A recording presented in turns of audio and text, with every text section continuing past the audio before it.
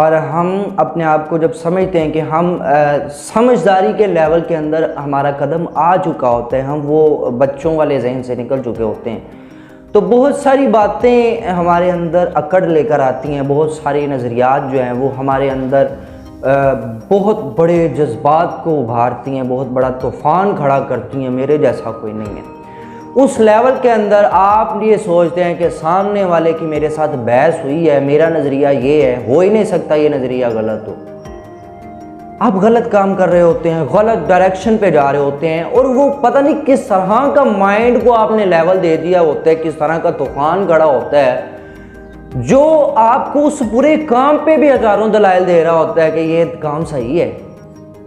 आपके पास दलाइल भी होते हैं, सामने वाला रद्द भी नहीं कर पा रहा होता, बहसें होती हैं, और आप नहीं मान रहे होते कि मैंने ये जो बिल्डिंग खड़ी की है इसकी बुनियादें ख़राब हैं कि नहीं है, या मैंने जो बिल्डिंग खड़ी की है इसके ऊपर कलर ठीक हुआ है कि नहीं हुआ।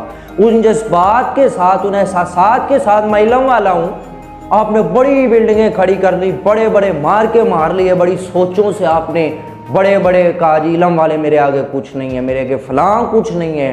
वो जज्बा अंदर से उबार के कहा मेरे सीने जितना ताकतवर सीना तो अल्लाह है कोई। आपने कहा मैं ही हूँ सारा कुछ। वक़्त गुजरा, 4 दिन गुजरे, महीना गुजरा, साल गुजरा, पता चला आप जब दोबारा उस बिल्डिंग के सामने से गुजरे, कहा ये तो कलर ही नहीं ठीक हुआ जी, ये जो मैं सोच रहा था ये तो वाकई गलत था, ये जो दलील मैंने निकाली थी ये तो मेरी अना मुझे दे रही थी, ये तो दलील भी गलत थी, दलील तो ये है असल। बड़ा आप उछल रहे थे, बड़े आपके जज्बात, बड़े आपके अल्फाज निकलते थे ज़ुबान से, जो सामने वाले का सीना चीर के गुजरते थे, आपको सुकून होता था हार गया मुझसे, मैं जीत चुका हूँ, इसको मैंने ज़ख्मी किया है।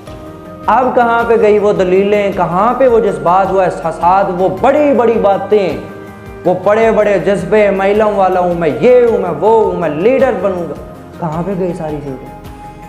ये सारा कुछ तो गलत है, ये ढेर आपकी नज़रें कह रही हैं, आपका दिल कह रहा है ये तो ढेर हो चुका है। तो इंसान में ये वक़्त आता है कि वो जो बात कर रहा होता है वो समझता है ये सच्ची है, सामने वाले को घायल करके समझता है मैं जीत चुका हूँ, ये झूठा था। तो सारी की सारी बिल्डिंगें, तो इसका मतलब ये ना हुआ कि बंदा जब दलील दे बंदा सोच समझ ले।